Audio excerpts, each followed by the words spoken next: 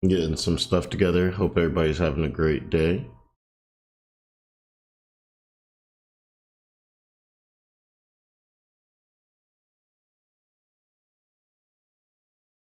TikTok live app is a little janky, I can't lie. Let's see.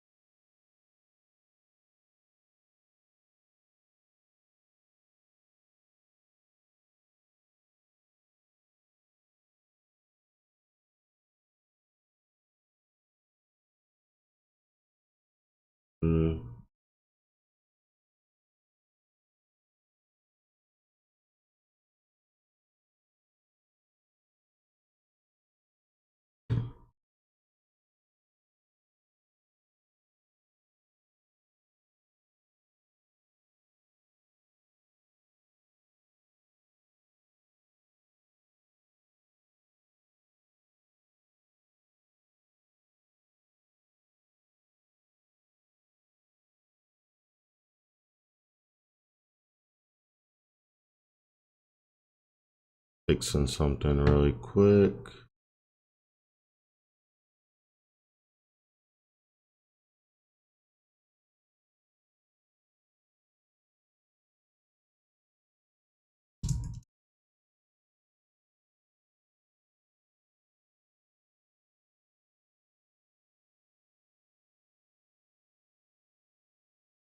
All right, so if you are wondering how to change your game category on TikTok after you have gone live, this is how you change. You can't go into this to change any settings clearly, but you can click this right here, change your category. Let's see if that works, guys.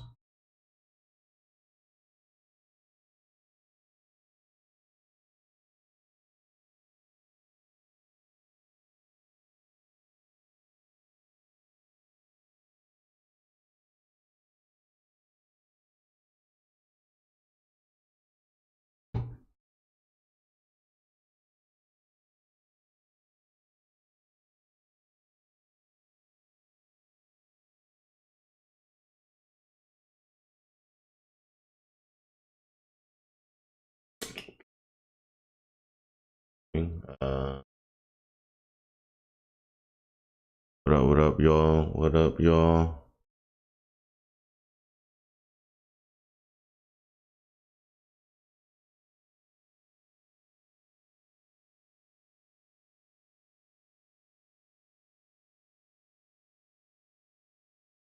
Can't make this change during like got you. I'll be back on, guys.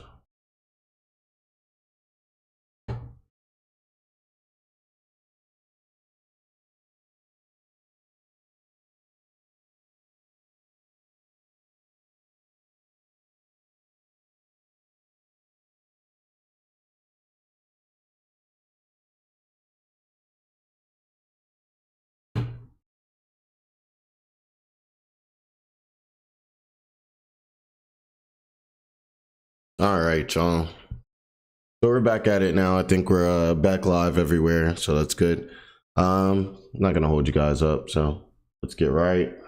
Looks like we're good on everything. Perfect. All right. Let's actually do this. All right, that's perfect. Okay, so I'm sure he needs no introduction, but this guy on the screen right here is Tom Dark. You know, I'm actually quite fond of Tom Dark. I've been watching a lot of his videos. Definitely something like kind of like when you go to bed, kind of leave it on, and he's just talking about drama from people all throughout the last years. You know, he really doesn't drop that consistent. I'm not sure if he live streams or anything like that. So I haven't really been able to get too much like new things out of Tom, but I'm sure he's making it for sure. But as we know, he's been going through these allegations, and finally, after I don't know how long it's been, but it's been quite a minute, he's finally addressing it. So you know we were watching it. Like, comment, subscribe, all that. You guys have been showing so much love on the channel. It's really been helping a ton. And let's get straight into the video. With a litany of other completely baseless, false accusations. The two women who are accusing me, Sacramento89, real name Rowan, and Left 4 Dead, real name Katie, took to gossip forum Kiwi Farms to post the accusations, along with carefully... We do have to remember, being a type of YouTuber like Tom, you're going to be kind of prepared for these types of things. Like, you know, you make this type of content calling people out. I'm sure his defense system's got to be pretty strong. Screenshots to back up their claims. These claims aren't super difficult to debunk just because of the overwhelming amount of evidence I have on my side. So without further ado, let's start with Sacramento, or Rowan. This is a girl I dated for about 7 months, from May of 2025 until January 10th of 2026. 4 days later, she made her first post. Here, she alleges that I am a real freak and like to, quote, record sexual encounters without asking for consent. This is blatantly untrue. I have never recorded any sexual encounter without explicit consent. As a matter of fact, with Rowan, she was the one who initiated the idea of filming sex acts in the first place. On Tuesday, August 19th, after 3 months of knowing each other and being sexually active, Rowan texted me saying, "You should get those Meta glasses when you crack me." I responded by saying, "For what?" And she answers again, "Cracking time," alluding to me filming her with the glasses onboard camera. Now, at the time, I did not feed into this. I did not show enthusiasm. Okay, so first, you know, I have seen like kind of the videos and the stuff that the girls have been saying. First, I mean, this is going to be a point for Tom if these messages are real and everything like that. As we all know, Meta glasses are literally glasses with cameras. If she's saying, hey, like I want, and you guys know what crack means. So Meta glasses, that, okay. We're putting two and two together. All right. I didn't even agree to get the glasses. I just responded and said, "Good night, sweet dreams." So 1 whole week goes by without us talking about it whatsoever. And then on August 25th, Rowan texts me saying, "You should get those Meta things for real." So I respond by saying, "I think I'm going to avoid filming anything involving sex for a while," showing that I am clearly not the person interested in filming our sexual encounters. She is. As you can see in the text, even when I say I don't want to film us having sex, she pushes the issue. Now, to be clear, we did eventually take videos of ourselves being intimate, but I was given explicit consent every single time. And on a few occasions, she even took the phone out of my hand and was holding it while filming us. To be clear, there was never a tripod or a hidden camera. It was always handheld, and in every single video, she was clearly aware of the camera, making eye contact with the camera lens. Also, on September 8th, Rowan texts me, "I do miss it though," in regards to our sexual interactions. She follows it up by saying, "Send the videos." Keep in mind, these are videos that she claims in present day were taken without her consent. She then goes on to say, and I quote, "I will watch them and keep them close to my heart," clearly indicating she has no problem whatsoever with them existing. I'm an extremely paranoid person when it comes to my personal life and my sex life and my dating life. As a public figure, I just like to keep my private life private. So I was very hesitant to send Rowan any sexual videos we had taken. However, I did send her one single still image from one of the videos where my face is obscured. I guess there was some lingering thought in the back of my mind that if her accounts were not locked down super well, and if she had been hacked, then the videos could have been made public. Now, there's an implication she makes a few different times. And I mean, when you're a subscriber, I mean, when you're a YouTuber as big as Tom, I mean, that's a genuine, that's a genuine concern. I mean, people will go out of their way to try to make sure, like, to try to find stuff on you. We hear about rappers and entertainers, they get their Twitters stolen all the time. And let's be real too, like a lot of times when you're a bigger person, people will, in the future, they'll be cool with you while you guys are cool. But when you guys aren't cool, sometimes they'll try to use that stuff against you. They'll be like, "Oh, well, why don't you give me this money, or I'll show this, or I'll release this to the public," knowing you're a public figure and you wouldn't want that to get out. You know, so there's a lot of things that you kind of have to think about, consider, and protect yourself when you have as much, I guess you could say, like clout as somebody like Tom. That I'm basically blackmailing her with these videos. Somebody asked if you had any intention of getting any sort of like law enforcement involved, but I feel like you answered this where you just want to try to compel him to delete whatever he has on you, and that's like the like the extent of your interests. Yeah. And if he doesn't, I don't know. I'm kind of confused about what to do, but we'll see. At no point anywhere did Rowan provide any proof of me threatening to release these videos of us having sex or threatening to send them anywhere. So she has no reason to believe that I would ever. Yeah, I can also say from what I watched, it did seem like she didn't actually say anything about Tom actually trying to use the footage and everything, but she definitely did make it sound like Tom keeps like a bank of like footage to use just like in case. I think she actually literally called it the just in case file. But I guess maybe she's thinking, well, if he has that just in case file and we break up or something, maybe he'll use it. But I don't know. Or release them. The idea that I, a person who makes a living as a public figure, would publicly release videos of me fucking my ex-girlfriend to get back at her is so insane. Yeah, Not that only would be reputational harm wild. beyond belief, but also serious legal consequences. The only person who has ever sent an image of us having sex to anyone is, ironically, Rowan. Days after I broke up with her, she, without my consent, sent the only image she has of us having sex to the owner of Kiwi Farms. Here, listen to him describe it. Oh, and one other thing, I forgot about this, but you actually, Sacramento had sent me a picture that was like censored. Apparently the only picture that he would send you is one where his face isn't clearly visible in it, but you can, Yes. I can tell the desk, like his computer is moved onto the table, but I can still see like the monster is like on the cozy that's like on the table, like in the exact same position. So I can tell that's clearly his desk. I guess I just find it ironic that someone who's accusing me of black... that is very ironic. Like the person who's accusing you of using photos and videos of them for blackmail is potentially, because don't get me wrong, I'm not saying Tom's in the right. We still haven't seen the rest of this video. You know, I'm just looking at his response, you know, and everything like that. But yeah, if she sent that to Kiwi Farms, that's not a good look. That's not a good look at all. Like, hey, look, like I wanted to show you this video so you can know that Tom has more of them and he might use them, but I'm showing you this. Literally sent a picture of us having sex to a man that she has never met. Now, Josh recounts seeing this image and talks about how hard it looks like I was grabbing Rowan on the mouth, essentially using it as evidence to support another claim she makes that I'm too rough during sex, which I find very interesting because after I sent Rowan this photo, she texted me saying, "I like when you cover my mouth like that." Again, she texts me asking me to send her the videos, and she says, "Yeah, whenever you're not locked in, send the videos. It will fix me for about a week. Goon sesh." This is clear evidence that she has no problem with these videos existing. To this day, she has provided zero proof that the videos were recorded non-consensually, or that I was blackmailing her with them, or that I had any intention of sending them to anyone. Reason being, I never did any of those things. In Rowan's interview, she claims that I never asked for consent to film these sex acts, and says that she wouldn't notice I was filming until 30 seconds to 1 minute into it. I'm not sure of an exact date, but maybe like 2 or 3 months into our relationship, he never asked me. He would just pull out his phone and record, and I wouldn't notice until maybe 30 seconds in a minute or a minute into it. Now, I obviously can't and would never show these videos to anyone, but in them, it's undeniable that she is staring directly into the camera from the moment the video starts.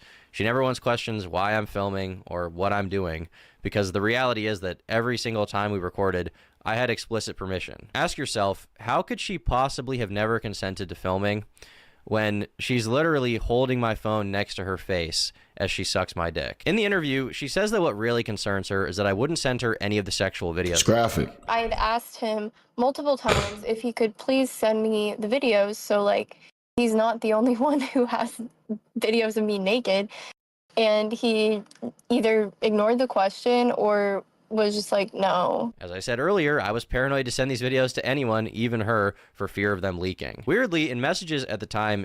It's funny too because she did actually end up like sending them out. So it's almost like, bro, if this is the case, then bro was kind of right in not sending those out, you know? At that point, like really. She seems to actually get it, saying, "I want to see them videos, goon time," before following up by saying that she actually understands why I'm scared to send them to her. Now we're going to fast forward to October 17th in our text, and Rowan says, "Do you ever go back and watch our videos?" And I reply, "Yes, I do sometimes, actually." Rowan responds that she's thinking about that right now, and then says, quote, "Need that big white cock." It's also kind of strange to me that at the time she referred to them as our videos, but in the present she's... What up to everybody popping in? Hope you guys are all doing good. Rowan asked me why I never ask her for nudes. I say I have a bunch of videos. Hello, hello, already, hello. That's why. She does not express that she has a problem with me having the videos. She doesn't complain about it. She doesn't say they were taken without her consent. In fact, throughout the entire relationship, she was sending me nude photos of herself unsolicited every single month. Why would you send nude photos of yourself to someone you think could use them against you? Rowan personally posted dozens of screenshots of our texts. What up, and what not up? a single one shows her bringing up any of the videos being non-consensual. Another interesting fact is that during our breakup, she texted me a pros and cons list, which she apparently had written about me on January 4th of 2026.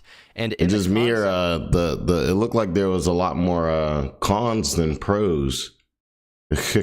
Unless this is like part of the list too. Sweet, dates are nice, tries to make it work, fun, he pays for meals. Okay. Chopped in the face. It thinks we're matched in looks. Cheated, follows friends, seems depressed, surprised, takes hours to drink, maybe really compliment, doesn't leave the house, online all the time.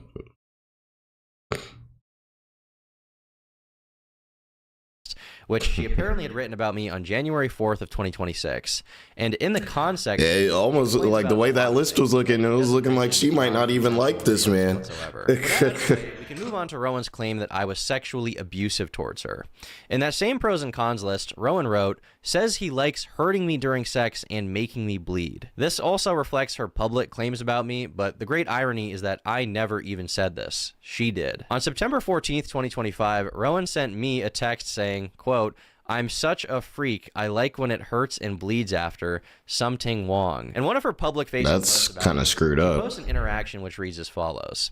She says, quote, like, we don't need to do it 3 times in one day or do it so hard I hurt and bleed. And I said, well, if you don't want to have as much sex, we don't gotta. We can do other things. And she says, okay, I like doing other things too. And yep, that's literally what I saw in her kind of response, or not her response, her when she, brought forth these allegations. And, I did think it was kind of weird when I saw it the first time because it seemed like Tom was being considerate. Like, it seemed like she was like, we don't need to do it this many times, and everything like that. And from how she was presenting it, I would have expected him to be like, you're being weak, like, no, just handle it, but it sounds like he's being like considerate. He's actually saying we don't even have to, get down like that. So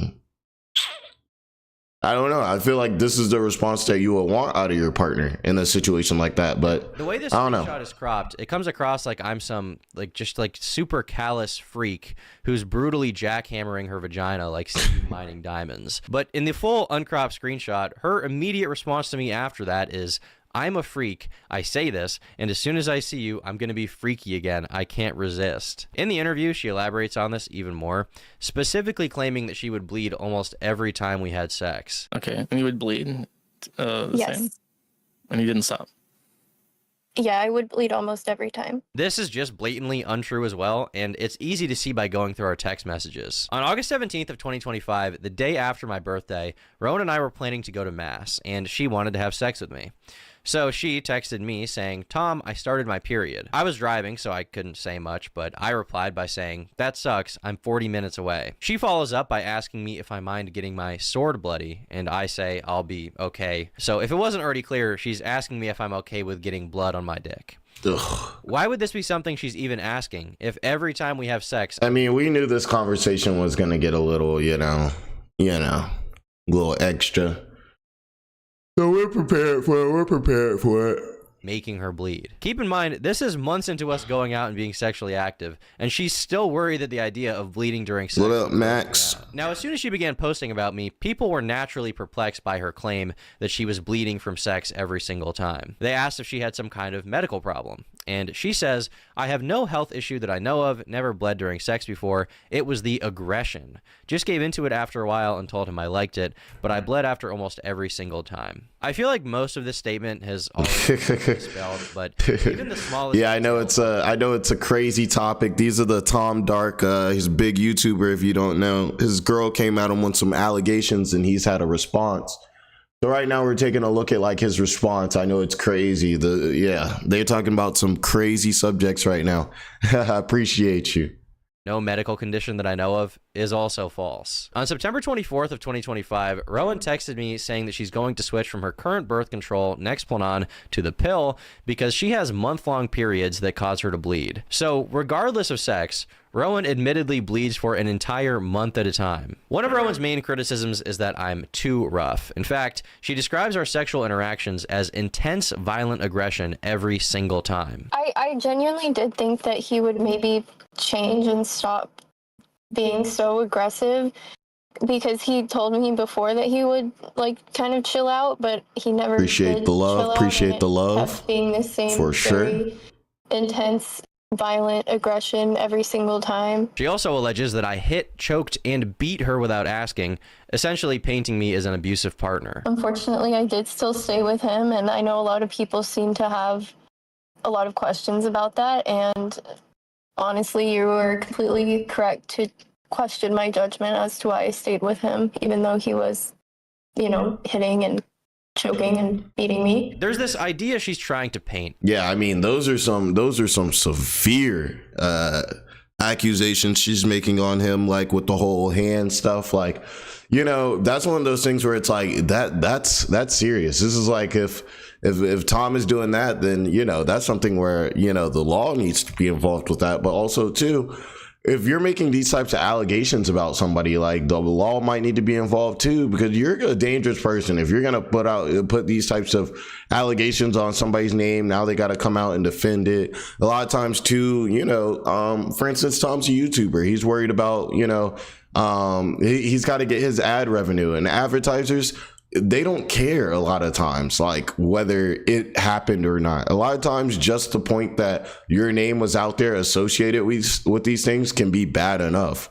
So it's like, I really like, in situations like this, I always really hope that the facts not only come out, but if somebody makes false allegations, I hope that they deal with some form of like punishment as well. That in the relationship, I was constantly pushing this rough, violative sex onto her, and even though she didn't like it and was being abused, she stayed with me. I've seen some people question her, saying things like, well, if you hated it, why didn't you just leave? But realistically, sometimes people do stay with abusive partners, and I don't want to invalidate their stories through my response. The real reason that she didn't leave is because she loved having sex with me, and throughout our entire relationship was constantly begging me to validate her fantasies. In this first screenshot here, she expresses that she is a real freak and says that she wants me to kidnap her, even saying, I want to be tied up, taken to the woods, and pounded, so maybe there's something wrong with me. I respond by saying that we should not have sex in the woods, and she says, you nervous? Right here in this next one, Rowan says, I yearn to be manhandled and led across a dark room. That's why Hey, nah, Tom, we not letting you skip past like the screenshots that fast, Faye. Okay, I thought there were more of them. Okay,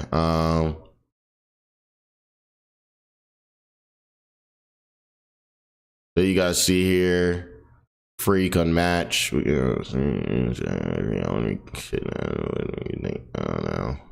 don't know, kidnap the right word. Yep. Yeah. Saying that we should not have sex in the woods, and she says, you nervous? Oh, there we go. There There's it is. something wrong with me. I respond by saying that we should not have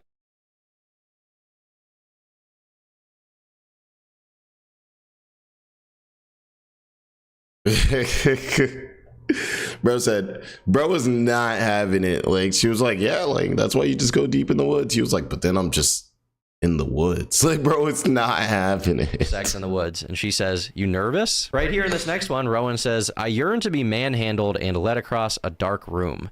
That's why I like you. I reply saying, you are like a dungeon person, and she says, you are big like a caveman and I feel small next to you. In fact, anytime I wanted to have more loving, slow, you know, I guess sensual intercourse with Rowan in the bedroom, she actually had a problem with that. I remember one specific instance where, you know, I was being more slow and sensual, and I remember her whispering in my ear saying, I want you to pound me. And that's probably why on June 5th, 2025, she texted me saying, I need to get face fucked for an hour. And I replied by saying, damn, exams suck. On June 7th, she texted me and says, I am excited to get fucked borderline domestic violently. At one point in the And interview, also, I'm sorry, y'all gotta hear all this, but we cover the news on this channel, and Tom is a huge content creator on this channel. We gotta cover his response to these allegations, and this is his response. Sorry, it's a little, you know. She states that one time I was angry at my ex-girlfriend, and that the next time we had sex, I was particularly aggressive. This is a very strange thing to accuse me of, given that on October 13th, Rowan says verbatim, "Sometimes I want to fight you just so you be more angry when you fuck me." She clarifies, saying, "I do like that though, even without the fighting." So at every opportunity, this girl is publicly saying, "Oh my God, look at all this horrible shit he did to me." And then she's texting me that she wants me to kidnap her, tie her up, and pound her in the woods. And if anyone is putting up any resistance to that, it's me. She once again lies about weird little things in the interview. Like she says that I was her second boyfriend. He was I guess my second boyfriend. And when I heard this, I was very confused because she told me that I was her third. In my opinion, she said this to make herself seem less sexually experienced than she really is, to make the case stronger that I was taking advantage of her. Now, in this next post, she writes, "Again, I'm not alleging anything illegal, just that he would hit and choke because he was a super gooner. I sort of normalize it in my head, but it's definitely not okay to do that." So for information on how I supposedly normalize this behavior, let's go back to the beginning of our relationship and see what our conversations about sex were like. On Wednesday, May 14th, What after up? only Appreciate hanging out you with for Rowan popping once, in. she texted me saying she's excited to hang out with me again, and she already knows my penis is massive, without me saying anything sexual to her at this point. So as you might suspect, we did have intercourse on our second date, and after this first sexual encounter, Rowan texts me saying, quote, "Rape thing is so hot. I never did that before. You should tie me up next time." My response to this is consensual sex is good. And she says, "You know what I meant by that. I don't know what to call it." So from the very first interaction we have, she calls our sex rape for some reason, saying how hot it is. Hey, bro, stop using that word, bro. Consensual, and she says, "I know what you mean." And for the record, I never indulged in her fantasy to be tied up. Just not something I'm not trying to get in trouble over here now. And we also never did anything in the woods, in case you're curious about that. To hammer this point home, let's go over some more texts where Rowan talks about sex. On Friday, May 16th, she texts me asking when I'm free and says that she needs my, quote, "big dick." And I say, "Don't say ah," and she says, "It is, and I need it." On May 18th, Rowan says she's not used to being with someone with as big of a dick as mine. She says that it hurt her, but she wants to do it again, and she won't be a pussy about it. Some of her public claims about me are more desperate and weird than others. Like she complains that I didn't eat her out. Like, he never once ate me out, but he would demand that I would constantly suck his dick. And, like, yeah. But here is a text. This has got to be the most graphic live that I've ever had. These allegations go deep. Like, Text message of me directly telling her, "Look, I'm a oh my selfish gosh." lover." She says, "It's okay. I like sucking dick more than getting eaten out. I'm a real freak." Despite her acting like I am a like sexual degenerate, repeatedly doing sex acts she doesn't enjoy, here she is saying, "You match my freak," kind of. Not "you're too freaky" or "we've been too freaky." She says that I match her freak. Here in this next one, she says, "I'm getting on my knees as soon as I see you, by the way, freak mode." In this next one, I give a little bit of input. I tell her I'm thinking about her pussy. And she responds to me saying, "You gonna tear it up or what?" Now, my question for you in the audience would be, do people who are into slow, romantic, candlelit sex describe intercourse as their pussy getting torn up? I would say probably No, they normally don't. They don't describe it that way. they definitely don't. Here in this next one, she says she's going to leave mass early on Sunday to go get some dick. And keep in mind, I don't want to reveal. Oh, that's any diabolical. information, okay, I don't want to be saying this.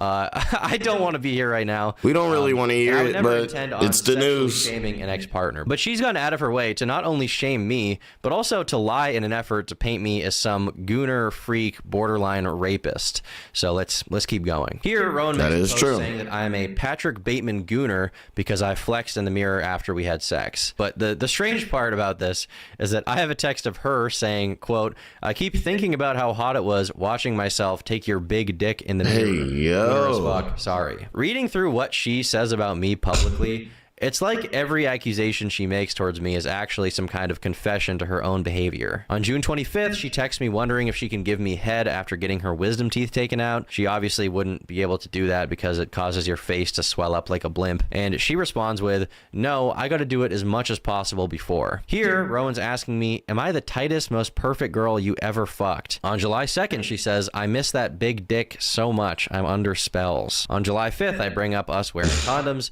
and Rowan says, ew, no, and then tells me that she wants me to cream pie her and that she's a real freak. After I say happy birthday, sweetie, for her 21st, she says that all she wants for her birthday is my I'm not gonna lie, the vibe, I could say, from Tom displaying all these texts is completely different from the allegations that I was seeing being hurled. Like, yeah, I mean, I don't know. It's going to really be interesting to see kind of like her response to Tom's response. And I think that'll really kind of give us a lot more context. Because, normally one person tells one side of their story. Okay, they only show kind of the good parts for them. Then Tom has his response. He can respond to her. So he's able to kind of rebuttal it, which is probably why he's doing so well now. But then she'll also have her opportunity to then rebuttal the things that Tom says. So once she gives out her next rebuttal, that should give us, kind of more of the overall scope, because we're now forcing them to have to interact with each other, which is going to make lying and things like that come out a little bit more, if that makes sense. White. This is some unemployed type of behavior watching this. Not gonna lie. And this next one, she says, I like when you make me choke on it and call me a good girl. On July 23rd, she says, can I come over and suck on it Friday night? Which I don't accept. I tell her that I'm busy. She then says, I have the big white cock addiction. Interestingly enough, in this next one, she's asking me if I can have sex with her while holding her in the air, essentially, and tells me that I should try to do it. Once again, a pretty bizarre thing to ask someone to Titanic do, or something. Allegedly has been abusing you for 3 months by now. What's that Titanic song? Ever you are. That's Titanic, right? Rough sex. On July 21st, she starts off by texting me, I hate gooner men, and then not even 1 minute later, she says, I need that big white cock. On August 23rd, she says, whenever I wake up without my morning Tom face fuck, I am sad. On September 2nd, she expresses that she wished she lived closer to me, but if she did, it would be an issue because she would want to come suck my dick all the time. On September 17th, she sends me an Instagram reel of someone praying the rosary. I don't respond, and she follows up by saying, I miss that dick so much. Here in this next photo, she sends me a picture of her in lingerie with the caption, when it's rape time. And after she said that, blocking out that word, respond with a photo of the movie Just Friends. On Thursday, September 25th at 7:30 a.m., Rowan says, I hope you come. I got something special for our rape times. I say, change that to consensual sexual encounters, and she says, I know. She expands on this particular message and says, are you mad at me? I know it's consensual. So even as we're approaching over 4 months of being together, she's still telling me that our sex is consensual and that she likes it. Now that I've gone through a lot of our messages, I think it's pertinent that we get into the month of October. This is the month that Rowan has publicly claimed that there was one specific incident that occurred during which she asked me to stop having sex with her and I did not. To be perfectly clear, this never happened. But just to have some fun, we can go through our texts day by day in this month to see which day this horrific incident could have possibly occurred. On October 2nd, she texts me saying, you are perfect. On October 3rd and 4th, we hung out. She asked me if I got home okay, and she says that I am her formal date in her heart. She then says that she hates when anyone comments on her body, even in a positive way, and I tell her that she should eat slop and go for a walk and not worry about it, and that she is beautiful. On October 8th, she continues being sexual, complimenting my arm. She then resends me a meme that says, me if I do not have violent sex very soon. On October 8th, she also says, I miss my handsome. She's really into the whole, getting hands put on her, for sex type of thing, It's not really helping your case. What I think is definitely a separation, do whatever you want to do in the bedroom, and everything like that. If you guys want to throw each other around the room or everything, that's fine. It's everybody's consenting to it. But then you can't later be like, hey, this was, bad, or I didn't what I'm saying? You kind of these things are separated, so you have to treat them separated, essentially. There's a big difference between somebody walking into the kitchen in the morning and seeing you and slapping you versus, let's say, you guys are doing that in a consensual way in the bedroom. Trying to find the right way to say these things. husband. Here, I tell her I landed in Texas. She says, I miss sucking on it. She then texts me saying, you got to start putting rape time in your reminders. Yo, On can they October stop 9th, using she that says word? She wants to hang out. I say, I Gosh. arrived. On October 10th, she says, let me know when you get back safe. I always have such a fun time with you. On October 14th, she says she wishes she was waking up to me in the morning. And she then expresses sadness that I'm not moving closer to the city where she's from to live near her. She then states that her life has improved since meeting me because previously she was partying and going out, and now she spends time with me. On October 15th, she says, I started my period. I wish I could come suck on it. And that evening, she says, I would kill myself if I... Bro said another time. It low-key almost in a lot of these seems like bro is not really avoiding her, but it definitely seems like she's the one that's like trying to get to him more, trying to be around more, and it seems like he's cool with it for sure, but it seems like he's kind of more on the like back burner. He's kind of like chilling, and he's just like, you know, if you pull up, you'll pull up, and it seems like she's like, I need it now, you know, like it's like, I okay. don't talk to any other man but you. I say, that's true. I'm a nice guy. And she says, yeah, I'm the bad guy. On October 17th, we've already read this, but this is once again where she says, do you ever go back and watch our videos? And I say, yeah, I do sometimes actually. And she responds to me that she's thinking about that right now and says, quote, need that big white cock. In the mirror, you dead ass look like the Hulk compared to me. Now, one thing to note here is that at no point does she express that the videos were taken without her consent. Once again, I just want to have that hammered down here. On October 19th, she texts me saying she needs my milk right now. She then says, I miss my perfect jacked boyfriend, and that night she sends me nudes. At 10 p.m., she sends me a photo of a guy with a clock in his hand and says, I need that dick. On October 21st, I sent her a bicep photo. She responds saying, you look good, Tom. I can't wait to suck your dick. She says, I love you. You're a great boyfriend. Jeez. She then says, you never officially asked me to be your girlfriend. Degen activities over here. On October 23rd, there's proof we hung out that day. She then says, text me when you get home safe, and I say, I made it. She also texted me saying, I love when my bed smells like your musk. On October 24th, she says, good night, you're the best boyfriend ever. October 25th, she sends me a photo of herself in a deer outfit and says, meow, I miss Tom's big white dick. That night, she says, I'm going to send you ass pics tomorrow. On October 26th, we've read this one before, but here she says, next time during our epic rape time, you can tie me up. I say, you mean consensual sex, and she follows it up by saying, you know what I mean, Tom, rough sex. Once again, these are really weird messages to be sending to someone that you now claim is sexually abusing you on a weekly basis. Now that evening, the evening of October 26th, we can see that I hang out at Rowan's house and I sleep over. Then there's a text that shows that I'm leaving and mentioned that I took my friend to the hospital. On October 27th, she says that she hopes I'm doing well. She loves me so much. On October 30th, she says that we'll be married in 2 years. October 31st at 12:30 in the morning, she texts me and says, I had a nightmare you broke up with me. Oh my God. She then says that I should cut a hole in my Batman suit for my dick. On October 31st in the afternoon, she says, oh Tom, I yearn for the big white cock. On November 1st at 1:20 a.m., she says, up? No good night? I love you? Yeah, it's fucking over. I tell her that I'm falling asleep, and she says, you was madly in love with her and not me. I'm gonna myself. I tell her, good night, I'll see you tomorrow. And I then say, do not say anything like that ever again. Now, for a little more context on this specific message and what she's talking about here, during our entire relationship, she was extremely insecure about the fact that before I was with her, I had lived with a girl, and she wanted me to basically show more commitment in the relationship than I was willing to show, as far as like moving physically closer to her. And at a few points, she suggested that we move in together, and I said, you know, it's just too soon. We're not really ready for that. I don't think that makes sense after dating for just a few months to move in together. So that's the context of this. She would constantly bring up shit and compare herself to my ex or ex-sexual partners in general, but my ex-girlfriend. And I was like, don't say stuff like that. Like, I'm dating you right now. Stop worrying about this. So later on in the night, she texts me saying, mass is needed. I am such a sweet girl and have love in my heart for you. I know this. And this carries into the morning where she says, hi, my sweet love. The next day around noon, she says, sorry for being kind of bitchy. Let me know when you're on your way. I say that I've arrived. We take a photo in our Halloween outfits. And on November 2nd, I say that I made it home. And she says that she hopes that I have a good day. So we've now made it through the entire month of October. And there's no indication of any kind of abuse, any kind of mistreatment, or even really anything anything negative. But almost every single day, she says something about how she loves me,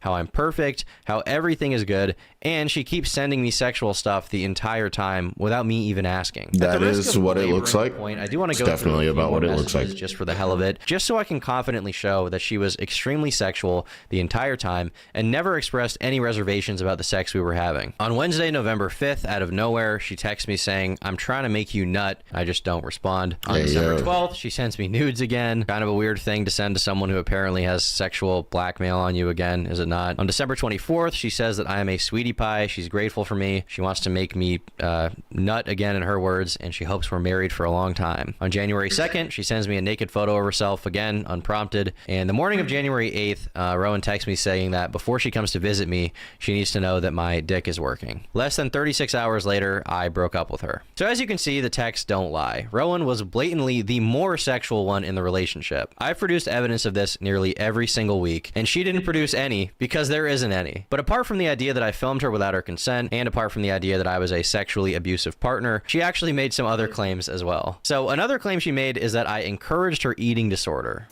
Yeah, I told him very early on, like, hey, like, I've struggled with eating issues in the past, and I'm kind of still trying to gain some weight and make sure everything's okay. And he would tell me, oh, I love how skinny you are. I like how small you are, you know, like, I love how your body is, like, skinny, and, like, just say all this stuff that was incredibly hard to hear. This is Well, I'm wondering too, like, what weight she's at. Because if she's at like a healthy, you know, there's healthy skinny and there's unhealthy skinny, you know, if she's unhealthy skinny and she's like, I need to like gain a little weight and everything like that. And he's like, nah. You know what I mean? Like, hey, what's up? Popping in.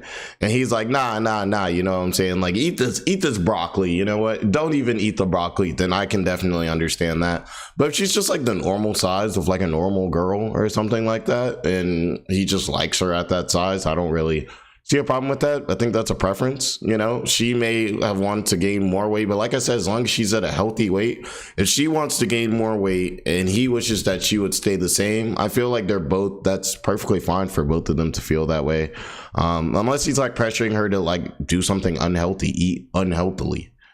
Also or not eat unhealthily, you know? True would undoubtedly make me a pretty fucked up guy, but it's just not true. Here, I directly discourage her eating disorder, even giving her advice on gaining weight, and I say starving yourself is very bad for you. In this next screen, let's see, he's moving them fast, you know? Pretty fucked up guy, but it's just not true. Here, all right, there we go. Says she needs to gain weight. No way. There you go, right? I've been underweight. Probably just eating a lot of food and feeling fuller than you want to, but that's the game. She said she looks like alright, but it's not healthy. It's not too bad. It's true, it's not too bad for you. So don't. If you eat well, exercise will be toned anyway. Yeah, come on. So he's just saying that she doesn't look bad and she eats well. She's telling her to eat well and exercise, you'll be toned. So it doesn't matter if you put on some weight. So he's telling her it's fine to put on weight. He's just saying just make sure you exercise and the weight will look good. It won't look like fat. It will look like muscle. And you're skinny, so you'll have some progress. He's literally telling her she'll have progress. Like, I don't know. This sounds like what a comforting like boyfriend or something would say, I would assume.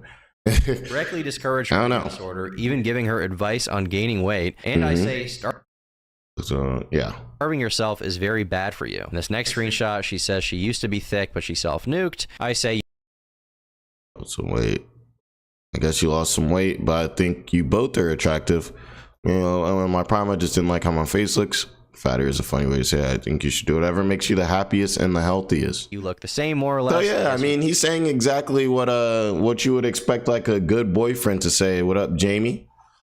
Hope you're having a great day.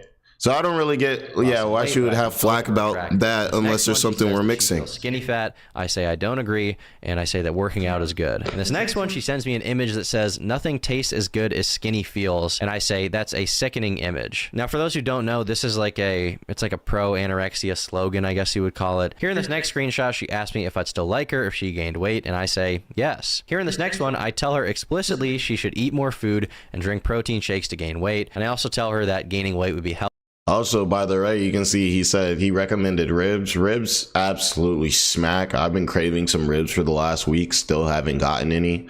Well, yeah, I don't think you're telling somebody that you really want to lose a ton of weight or to have no weight on them, no meat on them, to eat ribs. Let's be real here. Or protein shakes, which, as you guys know, are like mass gainers. Like, there's literal weight gainers, but protein shakes are the same thing. You drink 1 or 2 of those a day, like you're gonna have your weight staying on you for sure. Just a straight calories. As well as saying, I just want you to be healthy. Here in this next one, I tell her that I find her sexy how she is, but that it could be healthy for her to gain 5 to 10 pounds. And so she's this is super now insecure 7 too. instances of Like, me actively discouraging her eating disorder, despite her lying and saying that I was egging it on. Now, one of the other allegations that Rowan has levied towards me is that I'm into. yeah, let's just talk about how screwed up it is. Like, if that really is the case and there are no messages missing, you know how screwed it up it is for somebody to constantly have to sit there, baby you, show you, they're trying to show you support and be a good partner because you're not feeling secure about your weight. They're telling you the healthy option. They're telling you to eat ribs, protein shakes. They're telling you to work out. They're telling you they'll like you whether you're fat or skinny, all of that. And you hop on the internet and you go and you say, he was trying to force me or encourage me to be anorexic. That's awful. That's terrible. That's disgusting. Now, I'm not going to throw all of this on her because I said I'm going to let all the facts come in. We've got her response. We've got Tom's response. But if this is really how she's moving and if Tom's really right, that's disgusting behavior. Those are the type of people you need to put them on a list and watch them because they'll put allegations on somebody and have them in jail for the rest of their life over something they never done. Age play. She's not alleging that I did it with her. She's alleging that I did it with another girl named Ellie, who I briefly talked to 2 years ago. Now, there's That's no a proof interesting whatsoever looking that I did woman. anything close to age play, but I did text her about these allegations, and she clearly states that I've never done age play.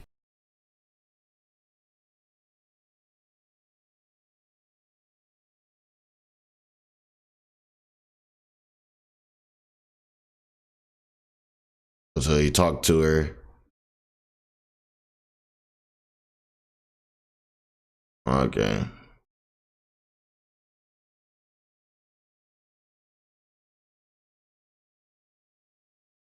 An ex-girlfriend of mine named Kai, who I dated for 3 years, also publicly posted on Twitter saying that I never abused her and that we never did anything related to age play. So this brings the total counter up to 5 people: Rowan, Katie, Ellie, Kai, and another random girl I banged a year ago named Maddie, who for some reason came Bro out did not have to say it like that. pictures of herself in my house. And all of these people say that I never was into this fetish with them. The closest thing I've ever engaged in when it comes to age play is that sometimes girls do call me daddy during sex. It's a little embarrassing given that I am me. I accept that it's something people are going to see as a little bit strange.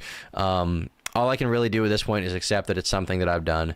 And I think that Rowan should accept it about herself too, given that she also called me daddy during sex and over text repeatedly. In the same vein as this accusation, Rowan stated, "One more thing to add I thought was odd. Never really expressed any interest in Hello Kitty or that type of e-girl stuff, but I had like one Hello Kitty figure in my car. As a gift, Tom bought me Hello Kitty pajamas and a bunch of Hello Kitty stuff." So Rowan essentially wants you to believe that I'm pushing Hello Kitty onto her as if I have some kind of weird fascination with it. But the truth is that I am a 23-year-old man and I don't give a fuck about Hello Kitty, okay? The only reason I bought her anything Hello Kitty themed at all, which was once, by the way, was because she frequently expressed interest in it. Here she is sending me a photo with a Hello Kitty figurine next to her printer. Here she is sending me a photo with a hand-drawn and colored Hello Kitty image on her wall. Yeah, she made these herself. Here, in regards to her decorating my room, she says, "No Hello Kitty?" with a frowny face, and I say, "Correct." And something interesting about these texts is that she shows that she has a poster of the movie Lolita on her wall. I wonder what the movie Lolita could possibly be about. This film is about a middle-aged professor who is sexually attracted to adolescent girls he calls nymphettes. He rents a room in the house of a young widow to get closer to her 14-year-old daughter, Dolores Hayes Lowe, whom he calls Lolita. Obsessed with the girl, he eventually gains control over her after he takes her cross-country with him. Rowan even says that I should watch this movie, to which I reply that I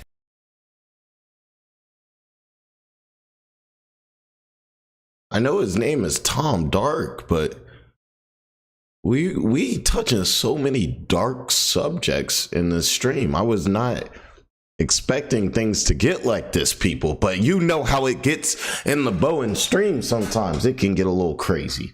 But But let's continue. Oh man, this is just sorry, I will not be watching that movie. I feel like it's a movie adult good. men I'm aren't good supposed on to it. See. In this next screenshot, I'm pretty open-minded, but I'm not. Yeah, we're not doing that. You still fuck with me?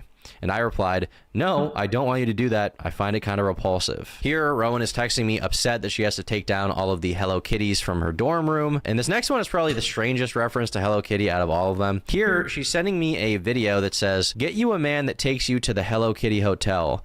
And under it, she writes, imagine the here. And I say, I will not imagine. Now, with some of the more insane projections and lies out of the way, I'd like to get into some strange details that Rowan also decided to lie about for whatever reason she may have. One thing that a lot of people pointed out that's strange is that Rowan had taken a photo of us matching on Tinder before we met in person. I thought that was weird. Should have matched because I could kind of tell there was like something weird about this guy. Like I didn't know if he was famous or whatever. And also, I did that to other people as well on Tinder. Just like everybody you matched with to like gossip.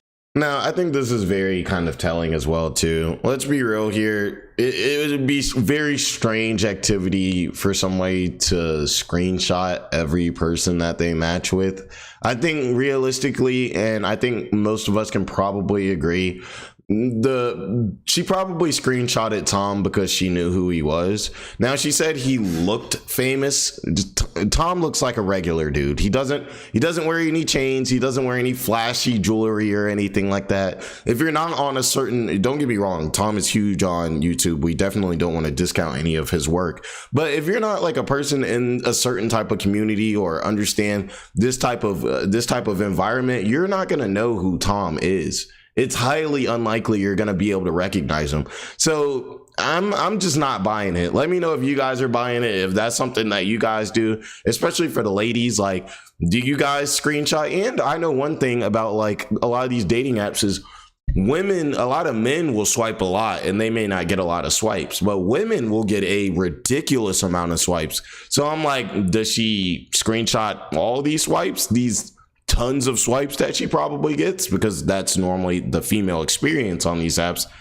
It just makes it seem even less like it's true, you know? With like girlfriends. Yeah, like a couple of them. But yeah, he seemed like kind of weird. So I took pictures of our match. She's also stated repeatedly that she's not a very online person multiple times throughout her testimony. But the wild thing about this is Rowan had sent me a message on my YouTube connected Instagram all the way back on February 21st of 2024, 15 months before matching me on Tinder, where she said, you have to do a video on this crazy guy on Twitter who only has like 3,000 followers, but this man is a menace. I even confronted her about this when we first hung out, because I found it very strange that she lied to my face when she first met me and said she didn't know who I was. I said, hey, I looked at our messages on Instagram and saw you DM me over a year ago. Rowan said, oops, yeah, I'm sorry. I didn't want to tell you, but I watched one of your vids a while ago and thought you were cute, but I thought it would be awkward. I responded, that's okay. I was just surprised. Dang, he really exposing her, bye. He really exposing her, because that completely shuts down that. And that's crazy too. You know, the thing is Rowan, if you and Tom already had this conversation, he already called you out about it once. You really thought you were going to go to Kiwi forums, lie about it, and Tom just wasn't going to defend himself? You think Tom just wasn't going to bring this up? I think she was anticipating that everybody was just going to take her side so quickly and like crucify Tom that like nobody would believe any of the things that he said at this point. I don't think that she thought it would get here to where she's actually, you know, the one that's kind of being looked at right now a little bit like, that seems a little strange. But yeah, I mean, I don't know, like when you say this, like she thought you were cute, like this, and she's doing the you know, the match, like or you know, she's screenshotting the match. He's having the text messages that are pretty much opposite to what she's suggesting. She only came out with this stuff after he broke up with her. It's almost seeming kind of like predatory, or almost like kind of like revenge. Like she's mad because he broke up with her and now she's trying to ruin his life. Essentially is what that's coming down to. Or either that option, or this was her plan the whole time, and you know what I'm saying, and she just kind of figured that she would be in a relationship with somebody who's a big YouTuber, get a drama and then maybe get some clout off of this, you know. And she just was like, yeah, the longer I stay with Tom, like the more clout, like. She replied, I know I probably look crazy. I said, I mean, a little bit. It's okay. I just wish you told me. That's all. She answered, I didn't want to because I thought it would be weird. I'm sorry. Kind of lied about some stuff. I was like a niche internet micro celebrity on Twitter for a little bit too. I'm chronically online and didn't want to admit it, lol. I've gotten better about it. Once again, this is just another detail that it doesn't even make sense to publicly lie about, but it's just one of those things that makes me question her intentions throughout the entire relationship looking back. Publicly, she's also misrepresented the end of our relationship. In the interview, it stated that our breakup took place in December and that after that, she realized how bad it was and she felt the need to contact Katie, who we're gonna get into later. This is blatantly untrue. We broke up on January 10th of this year, 2026, and she began posting about me on January 14th, literally days later. She says the breakup was kind of mutual, an idea that is just bitterly ironic because that's not the case. Immediately after I told Rowan that I wanted to break up with her, she began threatening to post about me online and even began attempting to blackmail me into having sex with her again. I don't know what you want me to say to you. I just want to move on from our relationship and have you go be in your corner. You can meet other guys and it'll be fine. I'll go meet other girls. We'll just break. We'll break up. No, you won't, because I'm gonna make it hard for you to ever be in a relationship. Why? Ooh. And now we're getting to why this is all happening. Now we're getting to the juicy details of why this is all happening. And also for my guys, let's reel it in. Let's reel it in. You know, if somebody is trying to ruin your life because you're not with them, that is not your person. If somebody is basically like, you can only be happy if you're with me in the context that I want you in, that person does not love you. I know it seems like love, it sounds like love. That's not love. That's somebody who needs you for something. Whether that be attention, whether that be something, because love is caring for the person and wanting them to be happy, regardless of if you're there or not. For instance, a parent. Sometimes a parent may have to, for instance, send their kid off to military school or something like that. They don't send their kid off to military school and distance themselves from that kid because they don't like the kid. They do that because they love the kid. And sometimes the tough love means that you have to separate. Sometimes tough love means that you have to understand that it's not best for you and or that person too. And that can mean letting them go. And you can learn a lot from people by how they are in a breakup or an argument. Because you don't deserve one. Why? Because you're a piece of shit. Why? Because our whole relationship, you act like everything is all about you the whole time. Okay.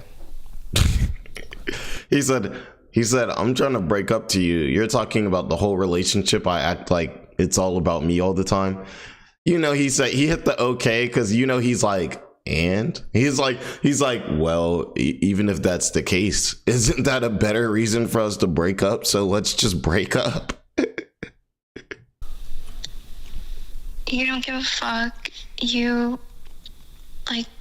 just an awful guy, and I'm so sorry that your mom raised you. She seemed like a nice lady, but clearly she did something very wrong. Okay, Rowan, I just want to move on. Shaming. You must not have been raised right. It's your fault. My feelings. It's just simple shaming people. My life, and you'll move on and have your life, and we can be in our own corners. We don't have to do damage to each other. We don't have to cause each other any more anguish. Okay. I just want to see you again, though. Like, do you think we'll ever be able to see each other? After the way these conversations have gone today, I really don't think so. Why? Because you're like threatening to blackmail me. I'm not. Well, if you don't come see me, then I will. I stated blatantly that I did not want to have sex with. He said, you're threatening to blackmail me. She said, I'm not. But if you don't come see me, I will. Yo, that's the definition of blackmail. Okay, we're really not on. I'm not really on this girl's team right now. We need her response, so we're gonna come at it like objectively, or would that be subjective? That would be objectively. But like, I mean, she's not winning right now. She's not winning for sure. I didn't want to be with her anymore. I just wanted out of the relationship. This is something she was completely unwilling to accept, and that's why after I stopped talking to her, she proceeded to call me over 30 times and texted me 80 times with no response. She is publicly claiming. Let's have a look at those messages. And texted. Nah, yeah, we not missing none of that. Oh, look, we got King Von in here. King Von made it in the chat. What up, y'all? What up, y'all? Hope y'all having a great day too. You know what's crazy? The talk is always thinking I'm inactive. I'm literally just sitting here like speaking. But if you don't want to talk or listen to me, you need to apologize. See, it's always something like that. Like, it's always something like, don't waste my time. Is you got to do this. It's not like he trying to be out the mix. He not even trying to be around. Now it's, oh, I need my $500 back because it was a waste. And now it's, oh, well, you owe me something. Give me some money, something. Where my TV? You know, shaming.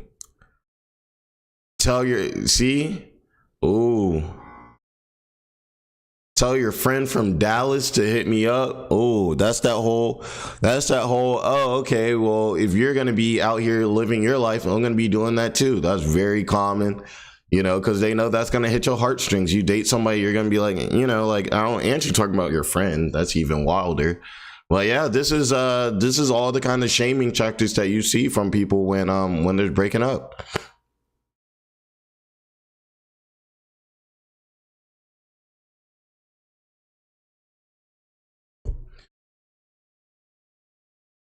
Look, she's calling them all types of names, talking about, is it that you didn't want to break up with me because you were scared I'd say something dumb, which she has come out and potentially done.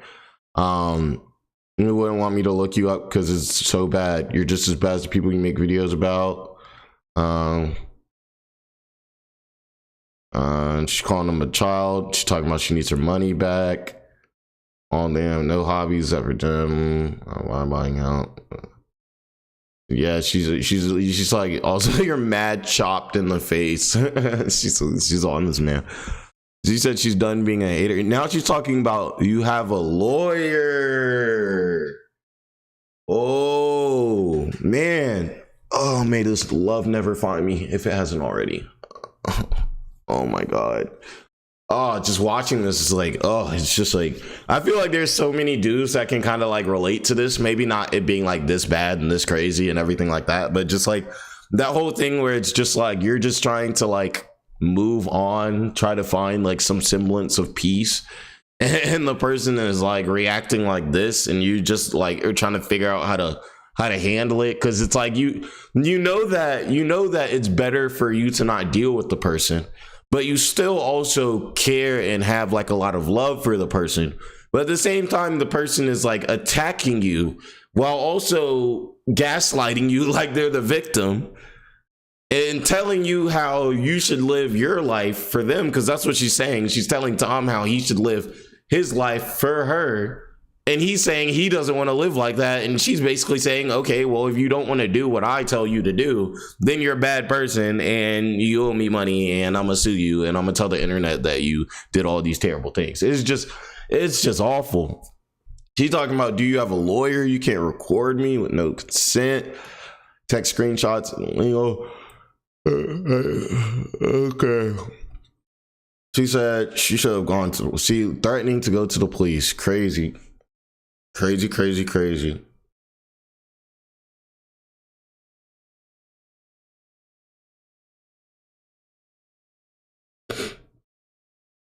She said she's getting a no contact. It will go on your. She's just trying to do whatever she can to ruin this man. This is disgusting. Like I said, they say if she calls the police, like, she don't really love you, man. If she threatening to call the police, you definitely got to take that into consideration, man. Like, fuck her again. Like, you've done all this like weird shit. Like, I don't like it. Like, you're so weird. You treat me badly, especially during sex, and like over the phone. she really seemed to like it. that he had done wrong, and he was like, well, you can leave me if you want. And I was like, yeah, I think I'm gonna leave you. That's basically what happened. But there was no like specific, like, did you guys talk at all between breaking up and then? Tom and I? Yeah.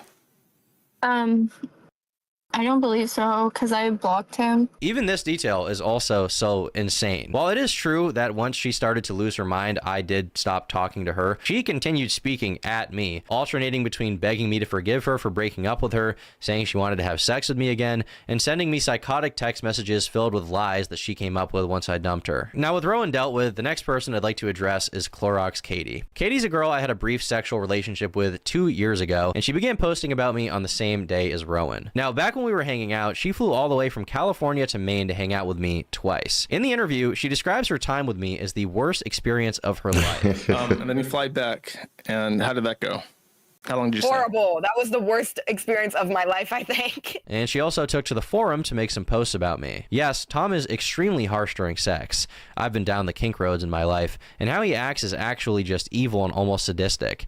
Not even kinked up, just actually a Patrick Bateman type gooner. When asked how things between us ended, here is what she had to say. I just truly thought he was a cringe who definitely was going to beat me later if I stayed around. We only had a 2-month fling, but even my insane ass was scared of how he acted, and he was also just stupid. I hated conversation with him. He was just extremely weird to me and also evil as fuck during sex. Naturally, people asked her why she hadn't reported me to the police, and her response was, I thought about the police and looked into it, but again, it being across my own state lines and in Maine, it would have had to been filed there, and I lived on the opposite side of the country, so it just didn't seem feasible. These claims are once again so absurd to me that the best way to dispel them is to just look through our messages together. In these 2 DMs, you see that Katie comes to visit me for the first time on January 20th and leaves on January 23rd. She comes to visit me, she says she's excited, she then goes home, and after leaving my house the first time, she immediately texted me saying, I had so much fun, Tom, you can kidnap me whenever. I feel so alone in my bed. She then says that she has to come back. That's not correlating with her story. But also, we'll have to hear what the second flight back was like, because obviously we're gonna have to assume that the first one wasn't that bad, because why would she do a second one? You know, it's like, I'm gonna fly there again after this was so, you know, bad and he was so weird, and Now, days after coming the first time, she sends me nudes. Once again, this is kind of a weird thing to send to somebody that you're claiming is recording sex with you without your consent. Why would you send this person nudes? She then sends me nudes a second time, says she needs it, says so starved, so deprived, and she says that she misses me so much. I say, let's hang out in March. She says I'm down, but waiting until March will be so hard. On February 1st, Katie says that she misses me. On February 2nd, she slides up on my story and says she is counting down the days until she can see me again. She then says that she needs to see me ASAP, and she misses all the things about me. On February 4th, she says she wishes that she woke up cuddling me. On February 8th, she says she wants to have sex with me again. Once again, this is after the first time we hung out. February 18th, she says she's going to swallow me, and she then sends me naked photos of herself willingly. Keep in mind, once again, she's accusing me of recording sex with her without her consent, and then she keeps sending me naked photos of herself. She even sent me a video, by the way.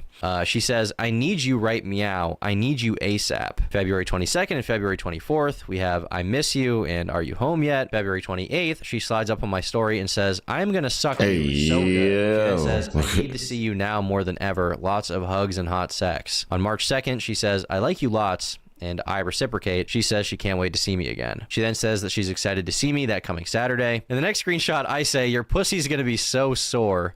And Katie responds with, good thing we had to wait a while, because then I can take a beating. She then says, I'm ready for you to throw me around. Now, when we were discussing how many days she would want to stay, she says, as long as you want, and that we'll have so much sex and party so hard.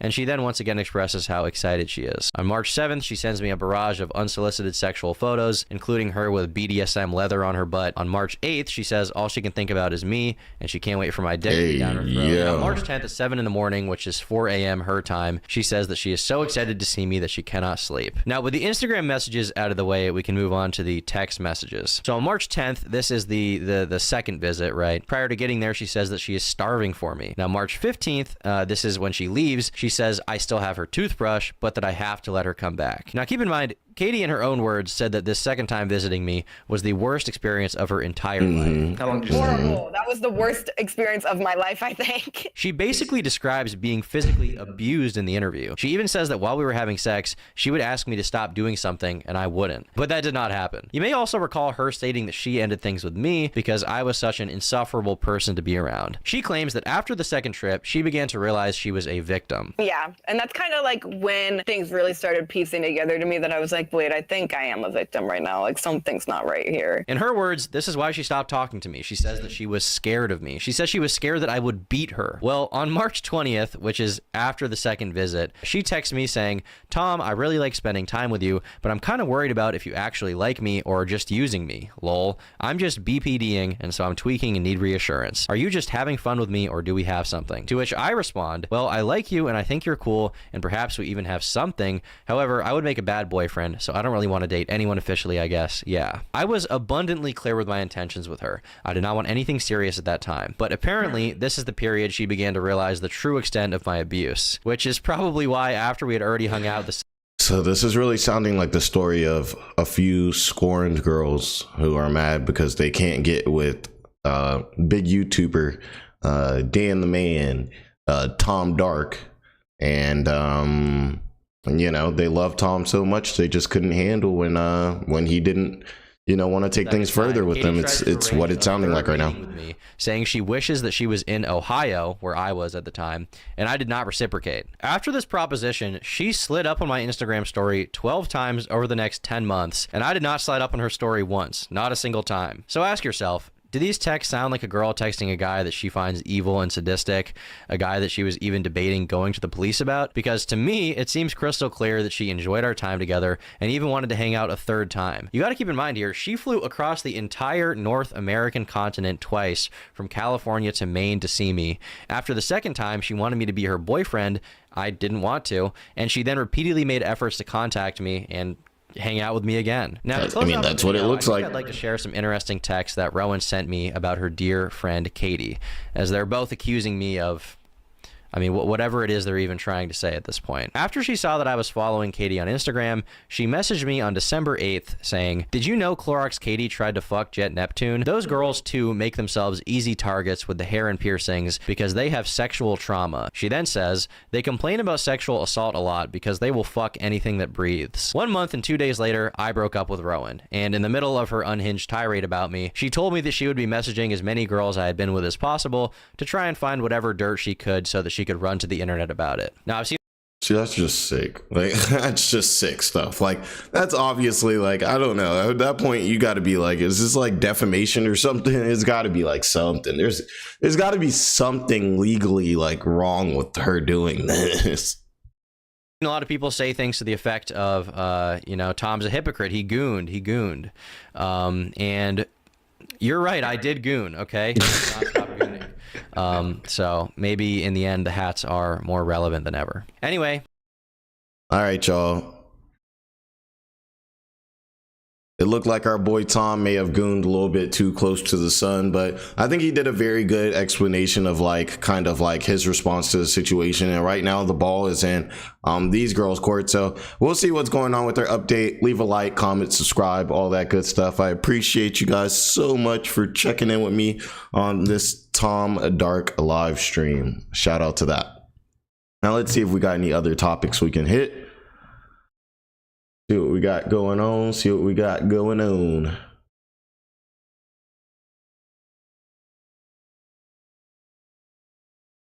Okay, so we do also have, let's see here. Explain the micropene. Okay, so let's talk a little bit about our boy Tectone. So as we all know, Tectone has, let's see. So as we all know, Tectone has lost his court case. Yeah, so that's not looking good. I think they're really trying to make a big distinction between it being a criminal case and a civil case, which, you know, there is a big difference. I'm not a lawyer, anything like that. I'm not going to act like I know the crazy ins and outs of it, but I am going to say that it is a terrible look with him losing this case. So let's see a little bit of what he has to say, you know, pertaining to this, and maybe a little bit of the comments and everything like that. A lot of people want to act like they're lawyers these days. Okay, they do. What is a civil case? Spoiler alert, guys. I lost a civil case. I did. Hey, I did. And we're going to talk about, I lost. It's true. And we're going to talk about everything. What is a civil case? So a civil case is essentially a vibe check to where they see, how were this guy's vibes? Unfortunately, I'm fucking retarded. Yeah, L for me. I'm fucking retarded and I run my mouth way too much. One thing that I've learned, He's a vibe check. Slideshow, there's going to be consistent change. I am going to start tweeting 95% less. I uninstalled Twitter on my phone. But I can say, I know it's a little bit different when you're like a social media person, but like posting crazy on Twitter and stuff like that can indicate that somebody is unhinged. Like, you know what I mean? I don't know too many like normal people who would post something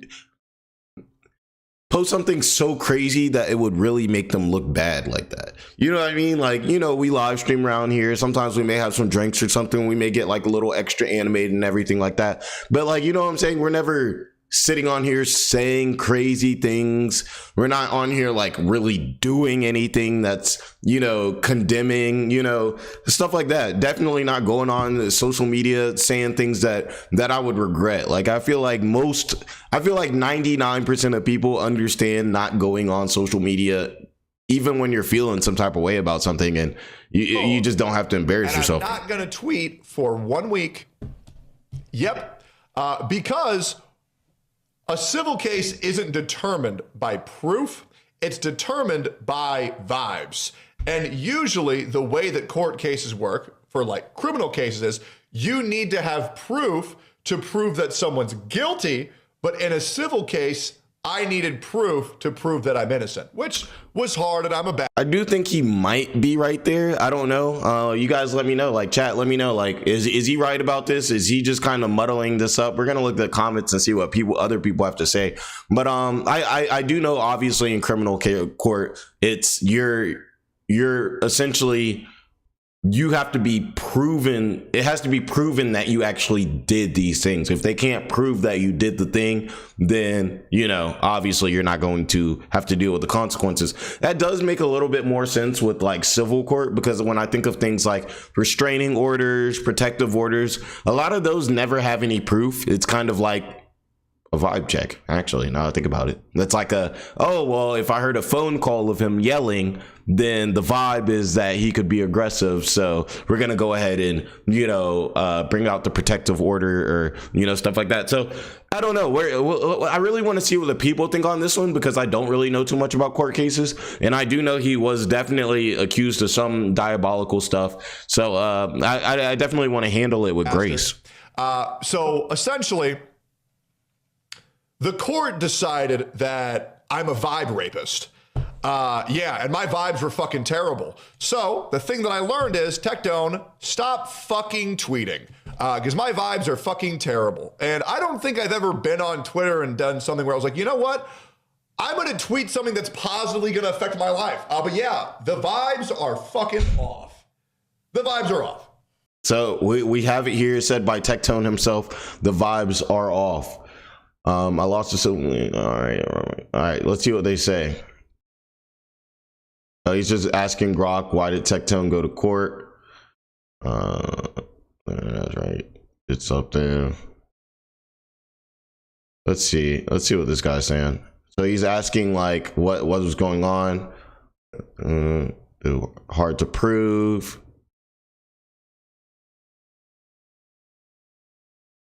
Okay, because allegedly it was like, you know, he was forcing her to do some things that she didn't want to do, you know, that type of thing.